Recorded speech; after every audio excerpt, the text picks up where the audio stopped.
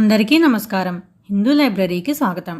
ఈరోజు మీకు వరలక్ష్మి వ్రతం ఎలా చేసుకోవాలన్నది వివరిస్తాను. దీనిలో పీఠం ఎలా ఏర్పాటు చేసుకోవాలి, కలశం ఎలా పెట్టుకోవాలి, గణపతి పూజ, అమ్మవారి పూజ, తోరాలను ఎలా సిద్ధం చేసుకోవాలి, వాటిని ఎలా కట్టుకోవాలి, వాయనం ఎలా ఇవ్వాలి, తాంబూలం ఎలా ఇచ్చుకోవాలి, ఇవన్నీ కూడా వివరంగా చెప్తాను. కొత్తగా చేసుకునే వాళ్ళు కూడా ఈ వీడియో చూస్తే ఎటువంటి అనుమానాలు లేకుండా పూజ చేసుకోవచ్చు. మీ దగ్గర వ్రతకల్పం ఉన్నప్పటికీ కూడా మీరు చేసే పనిలో దేని అర్థం ఏంటి అన్నది తెలుసుకుని చేస్తే చాలా తృప్తిగా అనిపిస్తుంది. కాబట్టి వ్రతకల్పం ఉన్నా కూడా ఈ వీడియోని ఫాలో అయ్యి అప్పుడు వ్రతకల్పంలో చదువుకుంటూ పూజ చేసుకోండి. పూజ గదిలోకి వెళ్ళే ముందుగా ఇంటిని ఎలా సిద్ధం చేసుకోవాలి, మనల్ని ఎలా సిద్ధం చేసుకోవాలి పూజకి అన్నది తెలుసుకుందాం. ముందుగా ఇలా మనం గుమ్మాలకి తోరణాలు కట్టుకోవాలి. అలాగే గడపకి పసుపు రాసుకుని ఇలా కుంకుమతో అలాగే బియ్యపిండితో ముగ్గులు వేసుకోవాలన్నమాట. గడపకి గుమ్మం ముందు కూడా ముగ్గు పెట్టేసుకోవాలి. కాళ్ళకు కూడా పసుపు రాసుకోవాలి. పసుపులో కొద్దిగా నీరు కలుపుకొని దాన్ని కాళ్ళకు ఎక్కడ పొడి లేకుండా మొత్తం రాసుకోవాలి. తర్వాత దానిలోనే కొద్దిగా వంట సోడా కానీ సున్నం కానీ వేస్తే అది ఎర్రగా అవుతుంది. దానితోనే పారాణిలా పెట్టుకోవాలి.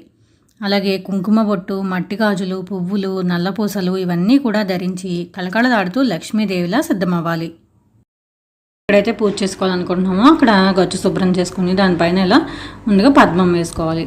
పైన శుభ్రంగా కడిగిన పీట వేసుకుని దానిపైన కూడా పసుపు రాసుకుని మళ్ళీ ఇలా పద్మం వేసుకోవాలి. అలాగే కుంకుమ బియ్యపిండితో ముగ్గులు వేసుకున్నాను. ఇక్కడ నేను వరలక్ష్మి చిత్రపటం పెట్టుకుని దానికి గంధం రాసి బొట్టు పెట్టుకున్నాను. అలాగే పూలమాలతో అలంకరించుకున్నాను. ఇప్పుడు కలసం కోసం ఒక వెండి చెంబు తీసుకుని మీరు ఇత్తడి, రాగి ఏదైనా తీసుకోవచ్చు అనమాట. దానికి పసుపు రాసి ఇలా బొట్లు పెట్టుకున్నాను. ఇప్పుడు కింద బియ్యం వేసుకుని దానిపైన చెంబు పెట్టుకోవాలన్నమాట. ఇప్పుడు ఈ కలసంలో ఉన్న నీటిలో కొంచెం పసుపు, కుంకుమ, అక్షతలు, గంధం వేసుకోవాలి. ఇప్పుడు కలసం పైన పెట్టడానికి బ్లౌజ్ పీస్ని ఇలా మడత పెట్టుకోవాలి. ఈ పీస్ని మనం ఇంట్లోనే కుట్టించుకోవాలండి, వేరే వాళ్ళు ఎవరికి ఇవ్వకూడదు అనమాట. ఇది ఇలా మడత పెట్టేసిన తర్వాత ఇది పక్కన పెట్టేసుకుని ఇప్పుడు కొబ్బరికాయకి మొత్తం ఎక్కడ పొడి లేకుండా పసుపు రాసుకుని దానికి బొట్లు పెట్టుకోవాలన్నమాట. ఇప్పుడు ఈ చెంబు పైన ఇలా మామిడాకులు పెట్టుకొని దీనిపైన ఇలా కొబ్బరికాయ పెట్టుకోవాలి. ఇప్పుడు ఈ కొబ్బరికాయ పైన మనం మడత పెట్టుకున్న బ్లౌజ్ పీస్ పెట్టుకోవాలి. ఇప్పుడు ఈ రవికిల గుడ్డకు కూడా గంధం రాసి బొట్టు పెట్టుకోవాలి. పెట్టుకున్న తర్వాత దీన్ని మనం ఆభరణాలతో, పువ్వులతో అలాగే మట్టి గాజులతో అలంకరించుకోవాలన్నమాట ఈ కలసాన్ని. ఇలా మనం కలసం సిద్ధం చేసి పెట్టుకున్న తర్వాత గణపతి పూజ కోసం ఒక పళ్ళెంలో బియ్యం పోసుకుని దానిలో తమలపాకులో పసుపు గణపతిని చేసి పెట్టుకోవాలి. ఇప్పుడు ఈ పేటకి ఎదురుగా ఒక అరిటాకు వేసుకుని దీనిలో నైవేద్యాలన్నీ సర్దుకుంటున్నాను. నేను ఇక్కడ గారెలు, బూరెలు పెట్టాను. ముందు రకానికి 9 కానీ 11 కానీ పెట్టుకోవచ్చు అనమాట. నేను ఇక్కడ 11 పెట్టాను. దద్దోజనం, పరమాన్నం, శనగలు, పుల్లగం, చలిమిడి, వడపప్పు, అప్పాలు, పాలకాయలు, పులిహోర, అలాగే ఇక్కడ పానకం, పంచామృతాలు కూడా పెట్టుకున్నాను. ఇవన్నీ సిద్ధం చేసిన తర్వాత ఒకసారి అలంకరణ అంతా చూడండి. మాకు పాలవెల్లి ఆనవాయితీ ఉందన్నమాట. సో పాలవెల్లి కట్టం, పాలవెల్లి, దాని కిందగా అమ్మవారి పటం, అలాగే కలసం, అలాగే ఇక్కడ పళ్ళెంలో పసుపు గణపతిని, ఆ పక్కనే ఒక గిన్నెలో నేను పువ్వులు వేసి అమ్మవారి విగ్రహం పెట్టుంచాను పూజ చేయడం కోసం. ఆ పక్కనే నేను చీర, రవికిలి గుడ్డ, గాజులు, బంగారం కూడా పెట్టుకున్నాను. ఇంకా దీపం వెలిగించడం కోసం కుందుల్లో నెయ్యి వేసి ఒత్తులు వేసి సిద్ధంగా పెట్టుకున్నాను. అలాగే ఇక్కడ వండిన నైవేద్యాలతో పాటుగా అరటిపళ్ళు, దానిమ్మ, బత్తాయి, యాపిల్ లాంటి మిగిలిన పళ్ళు కూడా పెట్టాను ఇక్కడ నైవేద్యం కోసం. ఇప్పుడు ఇలా అన్నీ సిద్ధం చేసుకున్న తర్వాత మనం పూజ మొదలు పెట్టుకోవాలన్నమాట. ముందుగా ఘంటానాదం చేయాలి. ఇలా గంట మోగించడం వల్ల మనం దేవతల్ని ఆహ్వానించి రాక్షసుల్ని వెళ్ళగొట్టినట్టు అర్థం అనమాట. ముందుగా శుక్లాంబరధరం శ్లోకంతో పూజ ప్రారంభించాలి. ఇప్పుడు ముందుగా దీపారాధన చేయాలన్నమాట. ఒక అగరత్తు వెలిగించుకుని దాంతో మనం దీపం వెలిగించుకుని దీపపు కుందికి గంధం రాసి బొట్టు పెట్టుకోవాలి. తర్వాత ఆచమనం చేయాలి. ఇవన్నీ ప్రాసెస్ ఏంటి, మంత్రాలు ఏంటి, ఇవన్నీ కూడా నేను నిత్య పూజా విధానం వీడియోలో క్లియర్గా చెప్పానండి. మీకు ఒకసారి ఆ వీడియో చూస్తే ఇవన్నీ బాగా అర్థమవుతాయి. ఆచమనం తర్వాత మనం అక్షతలు వాసన చూసి పక్కకు వేయడం, అలాగే ప్రాణాయామం కూడా చేసేసుకోవాలి. ఆ రెండు అయిన తర్వాత మనం సంకల్పం చెప్పుకోవాలన్నమాట. మనకు వరలక్ష్మి వ్రతకల్పం పుస్తకంలో అయితే ఉంటుందండి సంకల్పం. దానిలో మన పేరు, గోత్రం అవి పెట్టుకుని దాన్ని చెప్పుకోవచ్చు అనమాట. ఇప్పుడు మనం కలశ పూజ చేయాలి. మనం ఆచమనం చేసింది కాకుండా ఇంకో పాత్రతో ఇలా నీళ్లు తీసుకుని దానిలో గంధం, పుష్పం, అక్షతలు వేసుకుని మనం గంగే చ యమునే చైవ గోదావరి సరస్వతి నర్మదే సింధు కావేరి జలేస్మిన్ సన్నిధిం కురు, ఈ మంత్రాలు చెప్పుకుని మనం ఈ కలశోదకంలోకి నదుల్ని ఆవాహనం చేయాలన్నమాట. ఇప్పుడు దీనిపైన చేతితో మూత వేసి తర్వాత ఆ నీటిని తీసుకుని ఇప్పుడు మనకి కలశోదకం అంటే గంగా నది, గంగా జలాలతో సమానం కదా, ఆ నీటితో మనం వీటిని అన్నింటినీ శుద్ధి చేస్తున్నాం అన్నమాట. కలశోదకేన దేవం ఆత్మానం పూజా ద్రవ్యాన్ని సంప్రోక్ష అంటే మనం దేవుని విగ్రహాలని, అలాగే మనల్ని, మనం పెట్టిన నైవేద్యాలు, పూజా ద్రవ్యాలు వీటన్నిటినీ కూడా ఆ నీటితో సంప్రోక్షణ చేయాలన్నమాట, శుద్ధి చేయాలి. ఇప్పుడు మనం గణపతికి షోడశోపచార పూజ చేయాలి. నేను ఆల్రెడీ నిత్య పూజా విధానంలో క్లియర్గా చెప్పాను అనమాట, అది ఎలా చేసుకోవాలనేది. ధ్యానం, ఆవాహనం, ఆసనం, పాద్యం, అర్ఘ్యం, ఆచమనీయం, స్నానం, ఆచమనీయం, వీటి తర్వాత మనం వస్త్రం సమర్పించాలి. ఇలా దూదుతో చేసి పసుపు కుంకుమది సమర్పించాలి. అలాగే యజ్ఞోపవీతం కూడా సమర్పించాలి. తర్వాత గంధం అన్నమాట, అలంకరణార్థం గంధం పూజయామి, ఒక పువ్వుతో గంధం తీసి పెట్టాలి. అలాగే అక్షతలు, వీటన్నిటితో పూజ చేసిన తర్వాత మనం పుష్పాలతో కూడా పూజ చేయాలి. గణపతి యొక్క షోడశ నామాలతో సుముఖాయ నమః, ఏకదంతాయ నమః నామాలు ఉంటాయి కదా, వాటితో పూజ చేసుకోవాలి. తర్వాత మనం ధూపం అన్నమాట, అగరత్తులు వెలిగించాలి.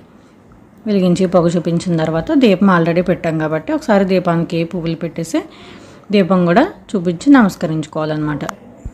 తర్వాత నైవేద్యం, గణపతికి బెల్లం ఇష్టం కాబట్టి నేను ఇక్కడ బెల్లం ముక్కను నివేదన చేశాను.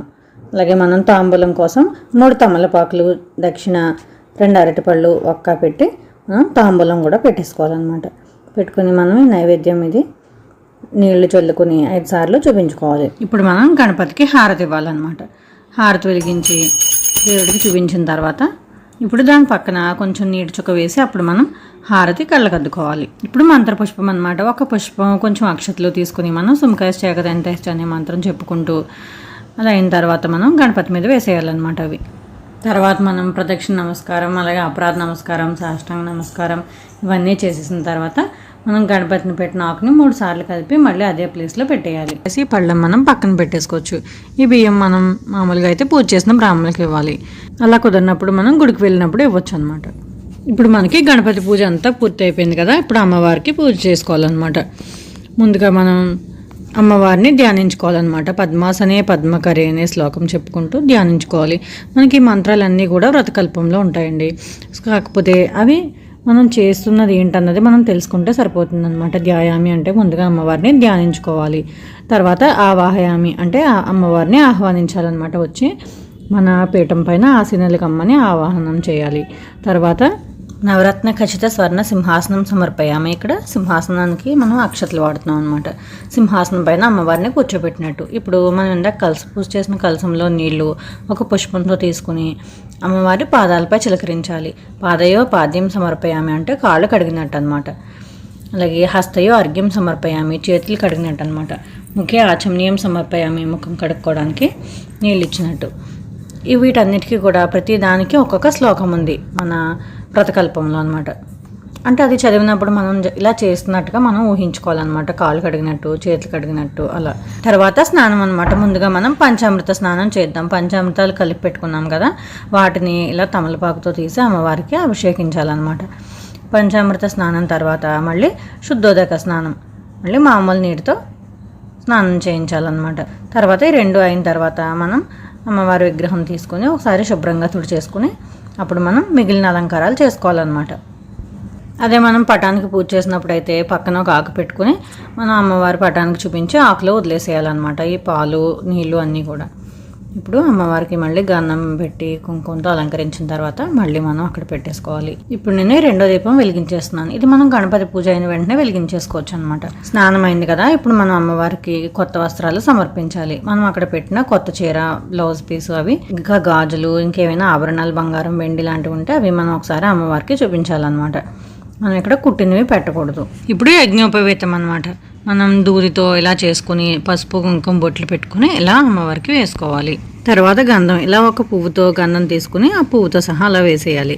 తర్వాత ఇంకా అలంకరణార్థం అక్షతలు, కుంకుమ అవన్నీ పూజ చేయాలన్నమాట అమ్మవారికి. పువ్వులు ఇక్కడ నేను కదంబ పుష్పాలు పెడుతున్నానండి. ఇవి లక్ష్మీదేవికి చాలా ఇష్టం అనమాట. అలాగే మీకు ఏవి దొరికితే అవి పువ్వులు, పత్రి, వీటితో మనం పూజ చేయాలన్నమాట. ఇప్పుడు నేను అష్టోత్తరాలు చదువుతున్నాను. వీటికి నేను ఈ సంవత్సరమే వెండి పూలు తీసుకున్నానండి. ఒక్కొక్క నామానికి ఒక్కొక్క పూజ చొప్పున చదువుతూ అమ్మవారికి పూజ చేస్తున్నాను అనమాట. ఇవన్నీ అయిపోయిన తర్వాత మనం ధూపం వేసుకోవాలన్నమాట. ధూపానికి మనం అగరత్తులు వాడచ్చు. నేను ఇక్కడ సాంబ్రాణి వాడుతున్నాను. అమ్మవారికి సాంబ్రాణి అంటే ఇష్టం అనమాట.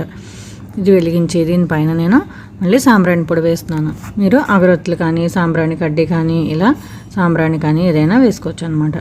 ఆ పొగని అమ్మవారికి చూపించాలి. తర్వాత దీపం అనమాట. దీపం ఆల్రెడీ వెలిగించాం కాబట్టి మనం అక్కడ అక్షతలు పువ్వులు వేసి మనం నమస్కరించుకుని ఒకసారి దీపం చూపించాలన్నమాట. తర్వాత నైవేద్యం అనమాట. మనం కొబ్బరికాయ కూడా కొట్టేసుకుని అవి కూడా పెట్టుకుని మనం పెట్టిన నైవేద్యాల పైన పళ్ళు పైన పాలవెల్లి కట్టిన పళ్ళు అన్నిటిపైన నీళ్లు చల్లుకుని మనం నివేదన చేయాలన్నమాట. 5 సార్లు చూపించి తర్వాత మళ్ళీ కొంచెం నీళ్లు పక్కన వదిలిపెట్టేయాలి. తర్వాత పానీయం అనమాట. ఇక్కడ పెట్టిన పానకం చూపిస్తున్నాను నేను. తర్వాత తాంబూలం, అరటిపళ్ళు, తమలపాకులు, ఒక్క దక్షిణ పెట్టాలన్నమాట. ఇప్పుడు మనం వ్రత కథ చదువుకోవాలి. ముందుగా అక్షతలు తీసి చేత్తో పట్టుకోవాలి. ఈ కథ వింటూ నేను ఈ తోరాలకి ముడ్లు వేస్తున్నాను అనమాట. ఈ తోరాన్ని తెల్లదారానికి 9 పోములు వేసి దానికి పసుపు రాసుకుని దాన్ని ఇలా 9 ముళ్ళు వేయాలన్నమాట. పువ్వులు పత్రి పెడుతూ మనం 9 ముళ్ళు వేసుకోవాలి. నేను కథ వింటూ ఇది వేస్తున్నాను ముళ్ళు. ఇలా పూర్తయిన దాన్ని మనం అమ్మవారి దగ్గర పెట్టుకోవాలన్నమాట. ఇలాంటివి మనం 2 సిద్ధం చేసుకోవాలి. ఒకటి అమ్మవారి దగ్గర వేస్తాం, రెండోది మనం చేతికి కట్టుకోవడానికి అనమాట. నాకు కథ పూర్తయ్యేసరికి తోరాలు కూడా 2 సిద్ధం చేసి పెట్టుకున్నాను నేను. ఈ కథ పూర్తయిన తర్వాత అక్షతలు కొన్ని అమ్మవారి దగ్గర వేసి కొన్ని మనం తలపైన వేసుకోవాలన్నమాట. ఇప్పుడు ఈ తోరాలు 2 అక్కడ పెట్టాం కదా, వాటికి పూజ చేయాలి. మనకి తోరగ్రంథి పూజ అని చెప్పి అక్కడ మంత్రాలు ఉంటాయన్నమాట. ఒక్కొక్క ముడికి ఒక్కొక్క మంత్రం చొప్పున ఉంటాయి. అది చదువుకుంటూ మనం తోరాలకి పసుపు కుంకుమ అక్షతలతో పూజ చేయాలి. తర్వాత ఒక తోరాన్ని తీసి అమ్మవారి దగ్గర వేసేయాలన్నమాట. ఇప్పుడు 2వ తోరం తీసుకుని దాన్ని మన కుడి చేతికి కట్టుకోవాలి. దీనికి ఒక తోరబంధన మంత్రం అని ఉంటుందన్నమాట. అది చదువుకుంటూ మనం ఇలా కుడి చేతికి కట్టుకోవాలి తోరాన్ని. ఇప్పుడు మనం హారతి ఇచ్చుకోవాలన్నమాట.